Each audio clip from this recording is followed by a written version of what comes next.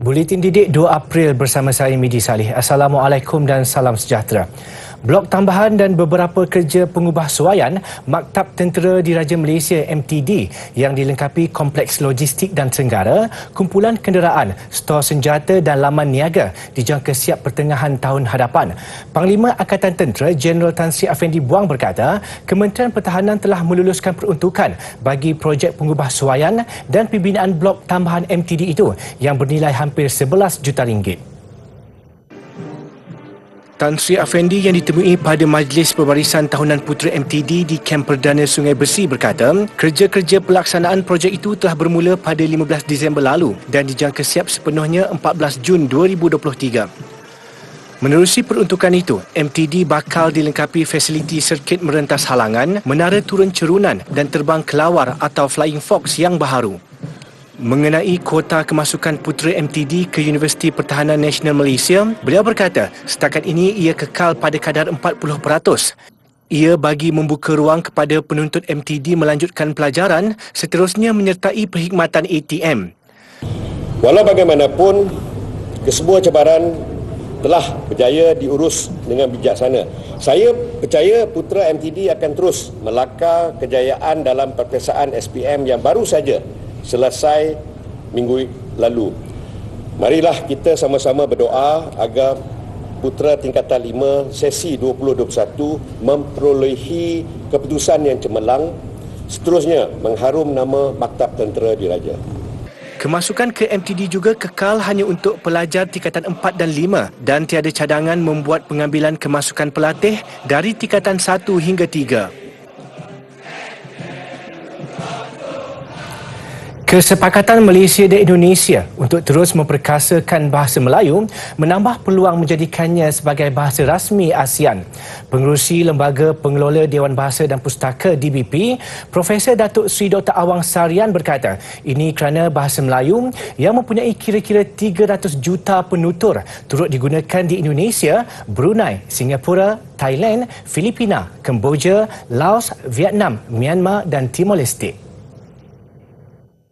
Jelasnya cadangan Perdana Menteri itu adalah kesinambungan dan peningkatan usaha sejak puluhan tahun lalu dimulakan di peringkat serantau dan Indonesia.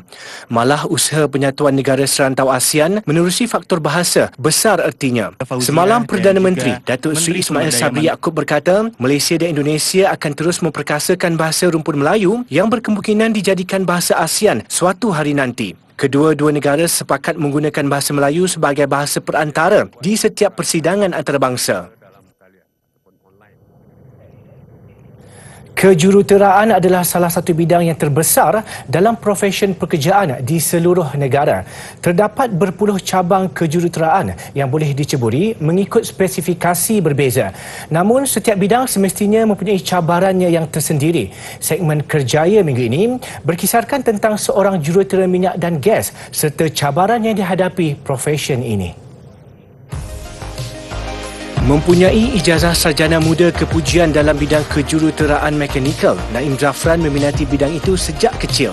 Bapanya yang juga jurutera memainkan peranan penting menanam minat tersebut dalam dirinya. Kalau ikut ayah saya selalu tukar-tukang sekali dengan kereta dia dulu.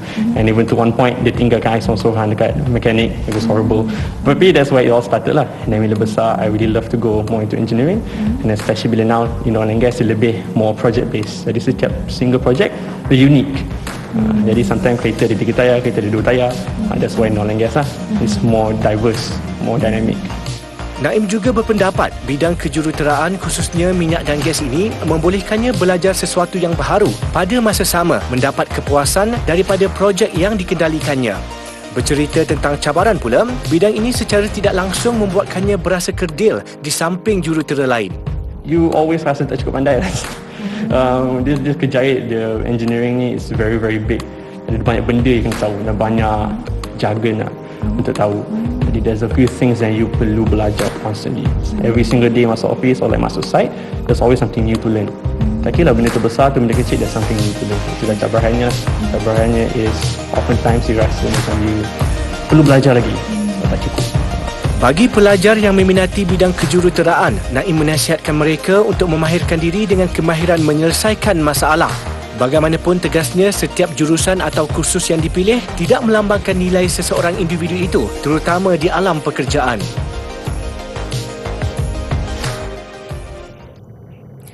Pavilion Malaysia merangkul anugerah emas pertamanya bagi kategori tafsiran tema pada Anugerah Pavilion Expo 2020 Dubai di Dubai, Emirat Arab Bersatu UAE. Menteri Sains, Teknologi dan Inovasi Datuk Seri Dr. Adham Baba berkata, ia satu kemenangan yang penting bagi negara dan yang pertama bagi Malaysia di Expo Dunia. Tambah Datuk Seri Dr. Adham, kemenangan itu mencerminkan kejayaan Malaysia dalam memberitahu dunia mengenai komitmen negara ke arah kelestarian menerusi pengekalan biodiversity. Membawa tema Energizing Sustainability, Pavilion Malaysia menceritakan bagaimana kemajuan sosioekonomi boleh berlaku tanpa mengorbankan alam sekitar dengan rakyat membina kemajuan ke arah masa depan yang lebih mampan. Malaysia turut menerima anugerah penghormatan bagi reka bentuk lestari terbaik untuk Anugerah Expo Dunia oleh majalah Exhibitor yang menyaksikan Pavilion Austria menduduki tempat pertama. Gara-gara COVID-19, Expo 2020 Dubai tertangguh setahun dan hanya dibuka mulai 1 September lalu. Di sebalik perkembangan itu, ia berjaya menerima 25 juta pengunjung. Majlis penutupannya semalam menampilkan persembahan beberapa selebriti ternama seperti Norah Jones dan Christina Aguilera. Tidak terkecuali pertunjukan bunga api. Sebaik ditutup, sebahagian pavilion ditanggalkan, manakala sebahagian lagi dikekalkan dan diubah suai menjadi daerah perniagaan baharu. Acara bersejarah 5 tahun sekali itu diiktiraf sebagai acara ketiga paling ramai dikunjungi di dunia selepas Piala Dunia FIFA dan Sukan Olimpik. Osaka, Jepun akan menjadi tuan rumah bagi Expo Dunia seterusnya pada 2025. ملايين البشر من كل Negeri Sembilan, Melaka dan Perlis disenarai oleh Jabatan Perancangan dan Desa Plan Malaysia sebagai negeri bahagia. Ia selepas kesemua daerahnya mendapat skor lebih 80% dalam Indeks Kebahagiaan 2021 bagi bandar di negara ini. Plan Malaysia menyenaraikan 80 daripada 114 pihak berkuasa tempatan PBT di Semenanjung Malaysia dan Sabah mencapai skor melebihi 80%. Ia dengan mengambil kira aspek berkaitan tahap dan kualiti perkhidmatan PBT termasuk penjagaan kebersihan persekitaran, pengurusan pepejal dan kutipan sampah.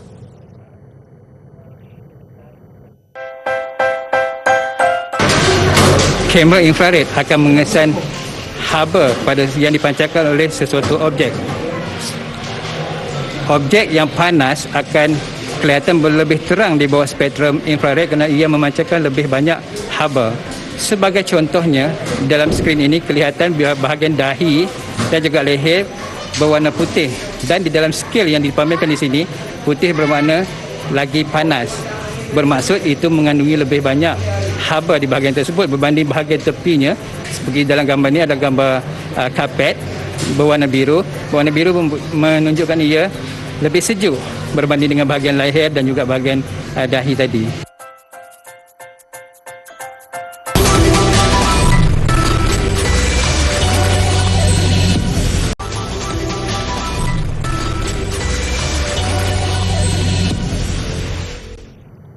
Bertemu kembali. Esok umat Islam seluruh negara akan mula berpuasa.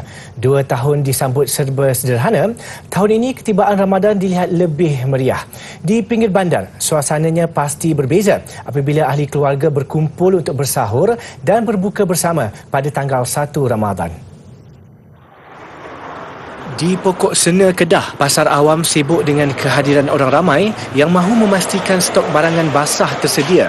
Pelbagai menu tradisi antara yang wajib disaji. Okey, untuk bersahur tu selalunya kita di sini terkenal dengan daging masin, daging masin yang digoreng kering, dan juga ikan masin, dan juga untuk sahur lah. Kalau untuk berbuka tu kita ada bubur kanji ya. Bubur kanji memang terkenal lah dengan campuran dagingnya, campuran kacang papunya. Namun orang ramai tetap bersederhana dalam membuat persiapan. Keadaan ekonomi yang masih tidak menentu serta harga barangan dilihat memberi kesan kepada cara persiapan dilakukan. Pakcik beli sambal sikit je untuk 2 orang je. Adalah sikit-sikit kita buat persiapan. Macam nak bulan puasa ni sambut hanya 2 orang je. Anak-anak tak beli. Kira alhamdulillah tahun ni baru nak rasa bebas sikit buat persiapan Ramadan ni. Jadi tapi itulah nak beli barang dulu untuk nak sambut. Tapi dengan tengok harga tu agak risaulah, harga agak tinggi lah. Tadi tak pastilah sama ada kenaikan kerana nak sambut Ramadan atau memang harga dia macam tu sekarang. Sementara itu, selepas 2 tahun sunyi, Mantai yang menjadi tradisi masyarakat Negeri Sembilan kembali meriah tahun ini dengan aktiviti melapah dan menjual daging. Lebih ramai peniaga membuka gerai jualan kali ini sebelum bermulanya ibadah puasa. Tinjauan di sekitar Ampangan mendapati beberapa gerai menjual daging dibuka sejak awal pagi untuk orang ramai mendapatkan daging mantai. 7 ekor lembu ditumbangkan untuk jualan 2 hari bermula semalam. Peniaga mengakui jualan tahun ini lebih meriah berbanding 2 tahun lalu biarpun terpaksa menjual dengan harga yang lebih tinggi berikutan kenaikan harga dedak. Harga daging sekarang ni memang dah kena naik sebab saya pun dah ambil harga dan tinggi. Saya terpaksa ikut harga pasaran sekarang lah. Kilo berapa? Sekilo daging 42. Untuk daging itu? Itu untuk macam daging pejal lembut lah. Macam Batam Pinang saya jual 45. 5-6 tahun lah kat sini kan saya niaga. Kira 2 tahun kan PKP kan, tak boleh niaga. Rambut Saudi leceh sikit lah. Kurang, pendapatan kurang. Macam ni dah boleh niaga ni, okey lah stay. Tradisi mantai turut diamalkan sebelum sambutan Aidilfitri dan Aidiladha. Suasana ini pastinya melengkapkan aktiviti bersama keluarga seperti memasak rendang dan membakar lemang. Suatu yang amat seronok kerana dia bila mantan ni sebab kita akan berkumpul balik semua saudara adik-beradik, ahli keluarga. Jadi rasa seronokkan lah. Sebabnya tahun lepas nak mencari daging tu memang tak ada. Tapi sekarang ni nampaklah dekat tepi jalan tu banyak dijual berbanding tahun lepas. Ini pula di Kelantan, program Tadarus Al-Quran secara online diadakan secara langsung dari 605 masjid di seluruh negeri sepanjang Ramadan ini. Sasarannya membolehkan 100,000 penduduk khatam Al-Quran. Pengendali program Muhammad Amar Mirza Abdul Kadir Jalani berkata, ia bertujuan menyatukan semua masjid seluruh Kelantan melalui internet dengan program Tadarus menghabiskan 1 juzuk ayat suci setiap hari. Tadarus akan diadakan 2 kali setiap hari iaitu pada sebelah pagi dan malam. Orang ramai boleh mendaftar dengan mengimbas barkod yang diletakkan di semua 605 pintu masjid terlibat. Kita akan letakkan banting ini di seluruh masjid negeri Kelantan. Masjid negeri Kelantan ada 605 masjid. Bermakna satu masjid satu banting kita akan letakkan. Jadi ahli-ahli masjid hanya perlu scan sahaja barkod dan mereka terus dapat mengikuti kelas secara online. Tadarus Al-Quran secara online iaitu pada pukul 9 pagi kita akan baca 10 muka surat dan pada malam pukul 10 malam kita akan baca 10 muka surat yang akhir. Jadi cukuplah 20 muka surat untuk 1 juzuk. Dan di sebelah petang pula kita akan khatamkan, setiap hari kita akan baca kitab fiqh berkenaan hukum hakam puasa. Program Tadarus ini anjuran Madrasah Pengajian Islam Digital Bida'i.com dengan sokongan Majlis Agama Islam dan Adat Istiadat Melayu Kelantan, MAIK, serta ditaja 6 syarikat. Pertama sasaran kita kepada anak-anak muda lah.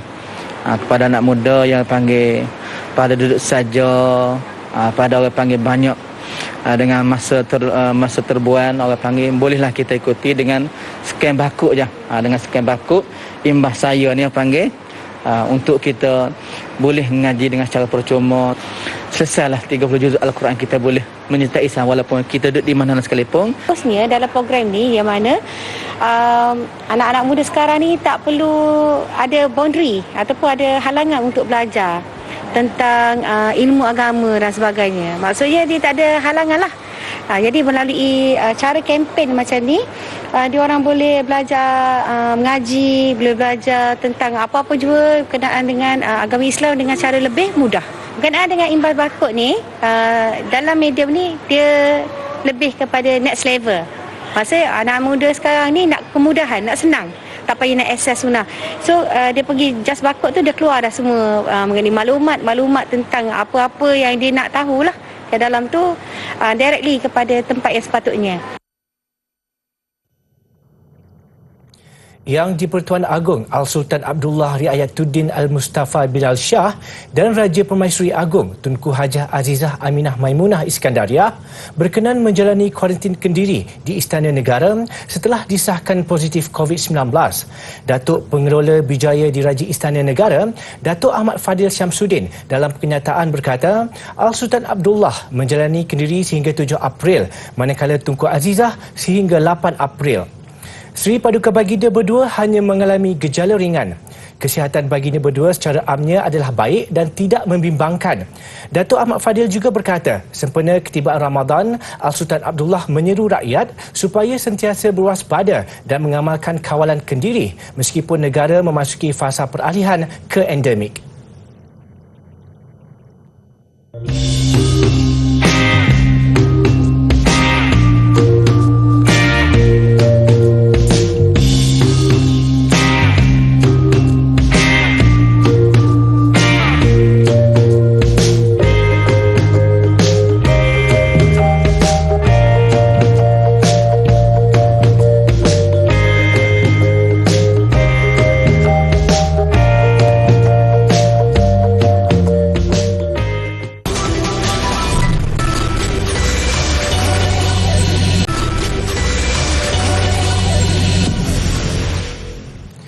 Serentak ketibaan 1 Ramadan di Mekah, umat Islam mula menunaikan solat tarawih di hadapan Kaabah.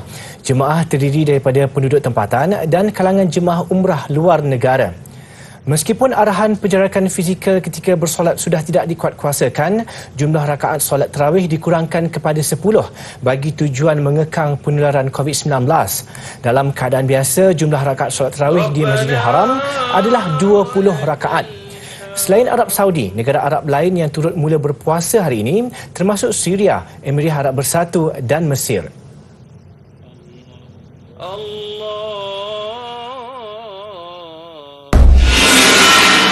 Selepas lebih 8 dekad, solat tarawih pertama kembali diadakan di Masjid Besar Hagia Sophia semalam. Ribuan umat Islam hadir ke masjid ikonik di Istanbul, Turki itu sempena menyambut kedatangan bulan suci Ramadan. Pelbagai aktiviti keagamaan lain turut dijadual diadakan di Hagia Sophia sepanjang Ramadan ini. Bangunan ikonik yang pernah dijadikan muzium sebelum statusnya sebagai masjid dikembalikan pada 2020 itu tidak dapat dikunjungi jemaah sehinggalah semalam disebabkan pandemik COVID-19. Di Gaza, Palestin, tinjauan mendapati sambutan menjelang Ramadan masih hambar. Kenaikan harga barang menyebabkan orang ramai enggan keluar rumah untuk membeli belah. Hampir semua jenis barang termasuk makanan, minuman dan perhiasan mencatat kenaikan harga. Walaupun sudah biasa dengan pelbagai sekatan oleh rejim Israel, pencerobohan Rusia ke atas Ukraine menyebabkan harga barang melambung tinggi, difahamkan sehingga 150%.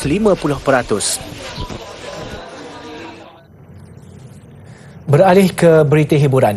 Kumpulan K-pop NCT Dream pecah rekod peribadi dengan album terbaru yang keluar pada 28 Mac lalu. Berdasarkan carta Hantio di Korea Selatan, jualan album ketiga mereka, Glitch Mode, sudah melepasi 1 juta unit dalam tempoh hanya 2 hari.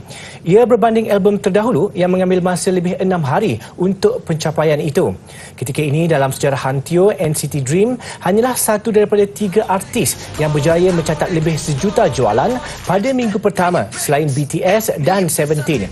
Di YouTube pula, lagu Glitch Mode sudah mencatat lebih 40 juta tontonan.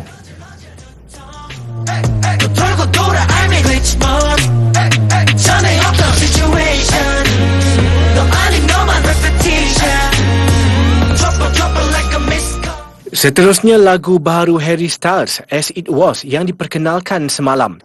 Buah tangan terbaru Styles ini menjelang pelancaran album solo ketiganya, Harry's House, bulan depan. Ia disifatkan pengkritik muzik sebagai karyanya yang paling peribadi, sesuatu yang tidak pernah dilakukannya sebelum ini. Sisipan audio pada awal lagu juga menggunakan suara kanak-kanak yang sangat rapat dengan Styles. Video muzik ini dihasilkan bersama pengarah wanita Ukraine, Tanu Munyo. Ketika Ukraine diceroboh Rusia pada 24 Februari lalu, Munoz sedang sibuk dengan pengebaraan video tersebut di London dan sehingga ke hari ini tidak dapat pulang ke tanah airnya.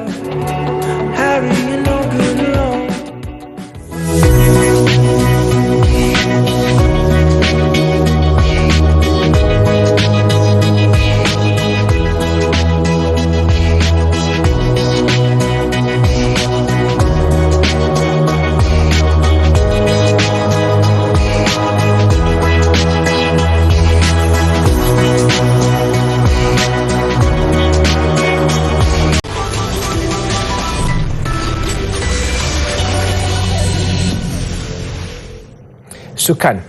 Bahang saingan bola sepak Piala Dunia 2022 di Qatar semakin dirasai dengan berlangsungnya majlis undian awal pagi tadi. Antara yang menjadi tumpuan pertemuan awal dua pasukan gegasi Eropah, Sepanyol dan Jerman yang diundi dalam kumpulan E, manakala tuan rumah Qatar bakal berdepan Belanda dalam kumpulan E. Majlis undian Piala Dunia 2022 diadakan di Pusat Konvensyen dan Pameran Doha, Qatar. 32 pasukan yang mengambil bahagian dibahagikan kepada 8 kumpulan. Selain berdepan naib juara 3 kali, Belanda dalam kumpulan A, Qatar juga akan menentang Ecuador dan Senegal. Juara 1966 England diundi dalam kumpulan B bersama Iran, Amerika Syarikat dan pemenang play-off benua Eropah. Kumpulan C menyaksikan juara 2 kali Argentina bakal menentang Arab Saudi, Meksiko dan Poland. Kumpulan D juara 2 kali yang juga juara bertahan Perancis akan berdepan Denmark, Tunisia dan pemenang play-off 3 pasukan. Tumpuan peminat bola sepak antarabangsa juga pasti terarah kepada saingan Sepanyol dan Jerman dalam kumpulan E. Lain-lain kumpulan menyaksikan Belgium diundi bersama Kanada, Maghribi dan Croatia dalam kumpulan F. Pasukan nombor 1 dunia yang juga juara 5 kali Brazil dalam kumpulan G bersama Serbia, Switzerland dan Cameroon. Manakala Portugal berdepan cabaran Ghana, Uruguay dan Korea Selatan. Piala Dunia 2022 akan berlangsung di 5 bandar sekitar Qatar dari 21 November hingga 18 Disember nanti.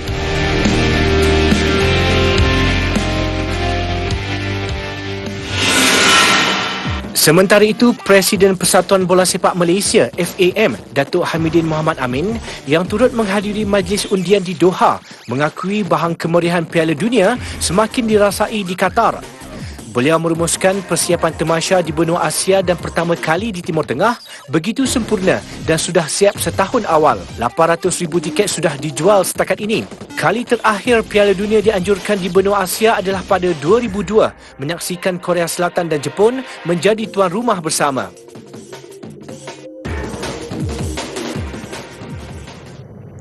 Paparan lebih 1 juta bunga di salah sebuah taman tulip terbesar di Asia mengakhiri buletin didik. Terletak di Kashmir, India, taman sebesar 30 hektar ini menempatkan lebih 60 jenis bunga serta tarikan pelancongan lain. Saya Midi Saleh, salam hormat dan Assalamualaikum. InsyaAllah kita jumpa lagi.